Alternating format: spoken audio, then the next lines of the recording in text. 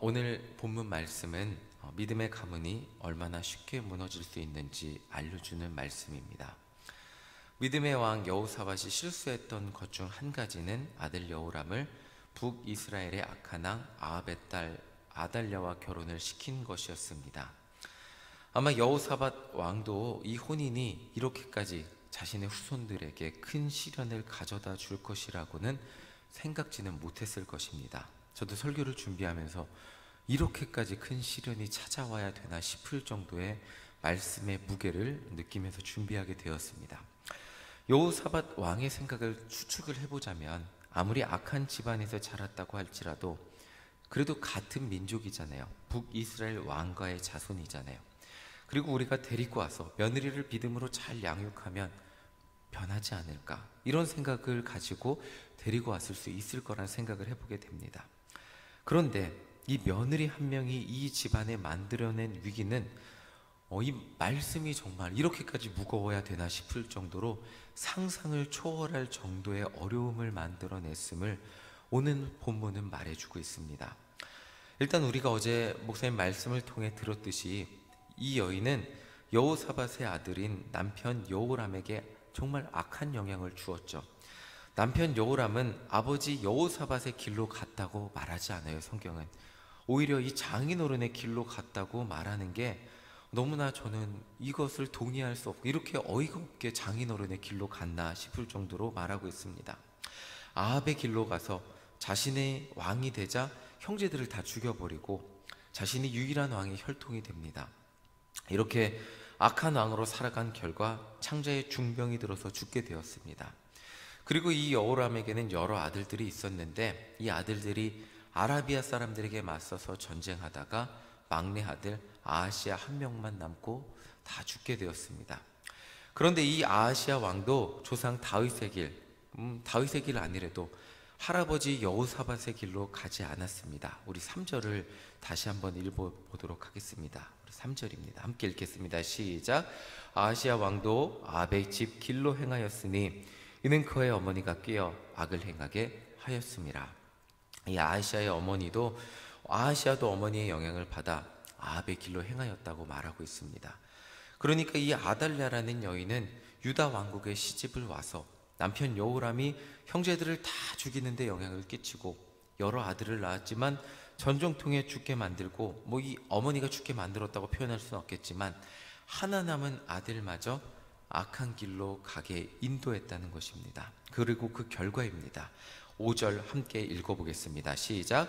아하시아가 아합의 집의 가르침을 따라 이스라엘 왕 아합의 아들 요람과 함께 길랏 라모스로 가서 아람 왕 하사엘과 더불어 싸우더니 아람 사람들이 요람을 상하게 한지라. 아하시아도 북이스라엘 왕 아들 요람, 그러니까 이 아마 삼촌일 거예요. 삼촌과 함께 전쟁을 했습니다. 그런데 아람 사람들이 북이스라엘 왕 요람을 다치게 했죠. 그래서 자신에게 이 삼촌이 되는 요람의 병문안을 갑니다. 자, 7절 읽어보겠습니다. 시작. 아하시아가 요람에게 감으로 해를 입었으니 이는 하나님께로 말미암은 것이라. 아하시아가 갔다가 요람과 함께 나가서 님시의 아들 예후를 맞았으니 그는 여호와께서 기름을 부으시고 아합의 집을 멸하게 하신 자이더라. 자, 아하시아는 삼촌의 병문안을 갔을 뿐이에요. 근데 거기서 하나님께 기름 부음을 받은 예후, 근데 세상적으로 말하면 반란을 일으킨 예후를 만나서 죽게 됩니다. 북이스라엘의 악한 왕 아합의 집안을 명하라고 명하신 이 하나님의 명령을 받은 예후를 만나서 같이 죽게 되었습니다. 여호사밧 왕에게 이제 단지 한 명의 며느리였을 뿐, 이 아달랴, 그 이 한 사람이 이 한 사람의 며느리였을 뿐인데 이 아달랴의 영향력이 얼마나 큰지 이 말씀에서 보게 됩니다. 근데 문제는 여기서 끝난 게 아니에요. 이 아달랴는 자신의 아들이 죽자 자신의 남편을 사주했던 그 같은 방법을 통해서 나라를 장악을 합니다. 10절을 읽어보겠습니다. 함께 읽겠습니다. 시작. 아하시아의 어머니 아달랴가 자신의 아들이 죽은 것을 보고 일어나 유다 집의 왕국의 씨를 모두 진멸하였으나, 이렇게 나옵니다. 아달랴가 자신의 아들이 죽은 것을 보니까 이제 자기가 권력을 잡고 어떻게 했어요? 그 집안의 모든 왕족을, 유다에 있는 모든 왕족을 멸해버린 거예요. 다윗에게 자손이 영원한 것을 축복을 하셨던 하나님의 약속, 그 집안이 다윗의 집안이라고 하면 얼마나 명문 가문입니까? 여호사밧 할아버지 때만 해도 얼마나 이 대단한 집안이었습니까? 근데 이 집안이 한 명의 며느리에 의해서 쑥대밭이 되는 것도 모자라서 완전히 그 집안이 사라지게 될 정도의 위기에 처하게 되었습니다. 왕의 자손이 지금 완전히 다 죽게 된 장면인데 그나마 다행이었습니다. 11절 함께 읽어보겠습니다. 우리 11절 읽겠습니다. 시작.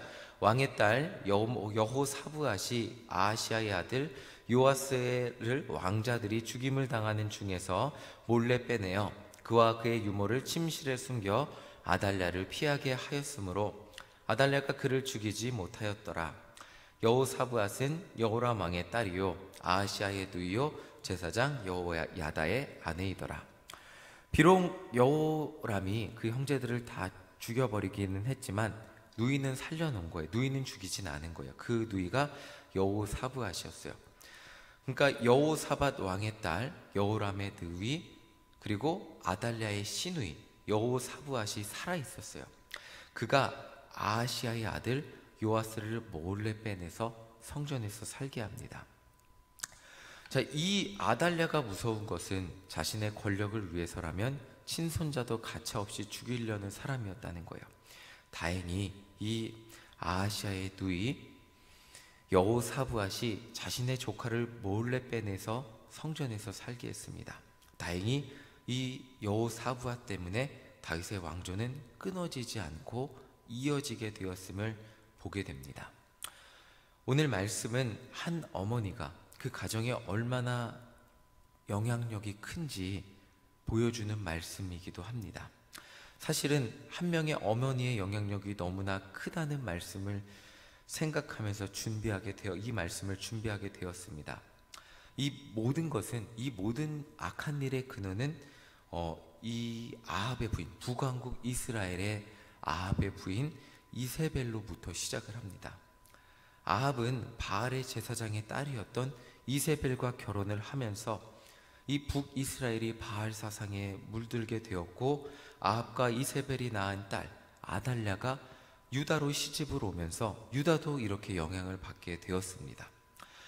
자, 이세벨의 밑에서 자란 아달랴는 어머니께 배운 대로 유다 집안에 시집 와서 남편과 그의 자녀에게 영향을 주었고 왕권을 차지하고 모든 집안을 이렇게 쑥대밭 만들고 자손을 다 죽이려고까지 하였습니다.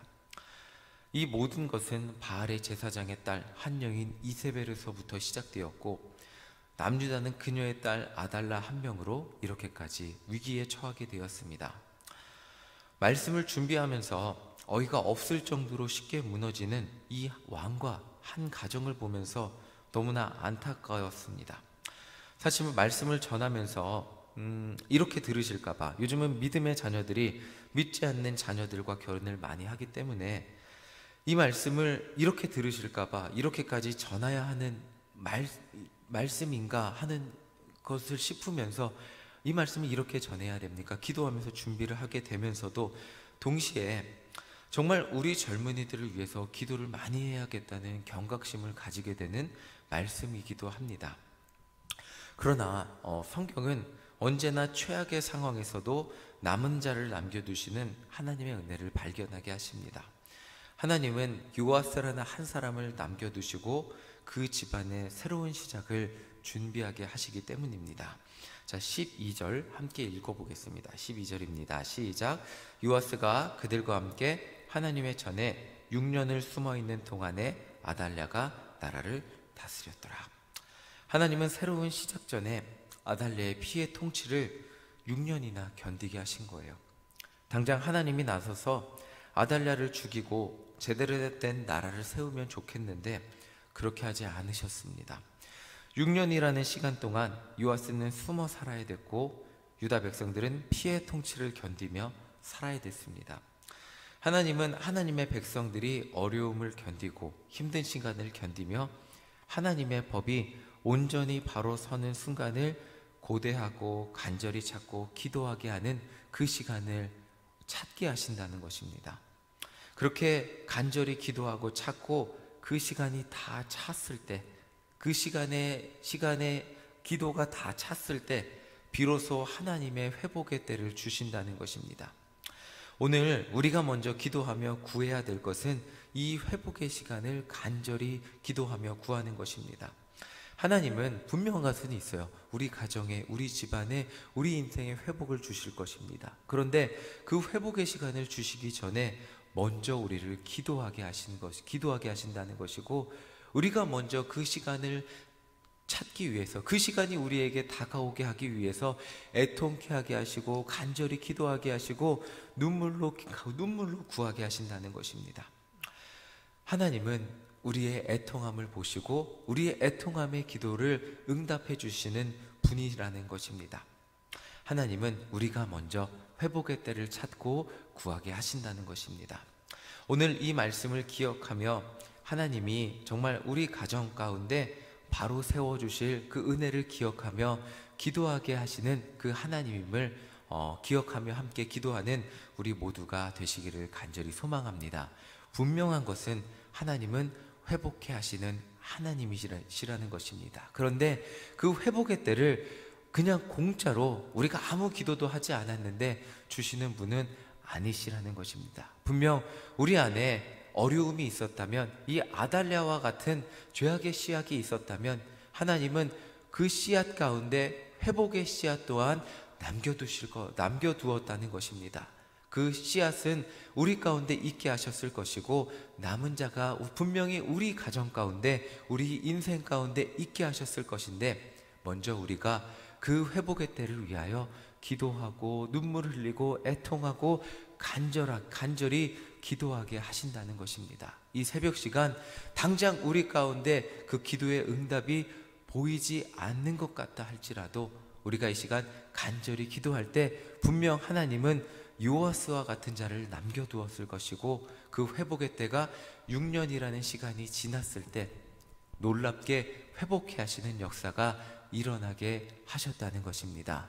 저는 그 회복의 씨앗이 이 시간 기도하는 우리 믿음의 어머니, 믿음의 아버지, 그리고 믿음의 부모님, 이 새벽 시간 기도하는 우리라는 것을 생각해 보게 됩니다. 지금 당장 우리 눈에 회복이 나타나 보이지 않는다 할지라도 이 남은 자, 우리를 통하여 하나님은 기도하게 하시고 애통하게 하십니다. 그리고 이 기도의 모든 시간이 다 차게 되었을 때 분명 우리 가정 가운데 놀랍게 회복되는 역사가 일어나게 될 겁니다. 그 회복의 때를 기대하며 이 시간 함께 찬송하고 간절히 기도하고 돌아가시는 우리 모두가 되시기를 간절히 소망합니다.